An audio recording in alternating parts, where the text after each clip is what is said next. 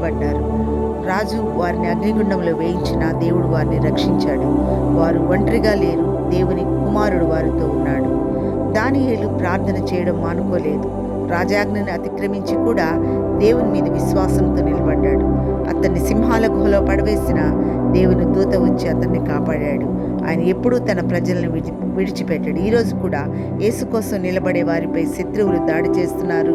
వారు శిక్షలకు గురవుతున్నారు. గుడారాలు దహించబడ్డాయి, కుటుంబాలు విచ్ఛిన్నమయ్యాయి. కానీ దేవుని సత్యాన్ని ఎవరూ నాశనం చేయలేరు. భయపడకండి. అదే దేవుడు నిన్న షడ్రక్, మెషక్, అబేద్నెగో, దానియేలు కోసం నిలిచిన దేవుడు ఈరోజు మన కోసం కూడా ఉన్నాడు. ఆయన మారడు. ఆయన నిన్నవాడే, నిన్న నేడు ఏకరీతిగా ఉన్న దేవుడు. మన సహోదరుల కోసం ప్రార్థిద్దాం. దేవుడు వారిని రక్షించి కాపాడునుగాక.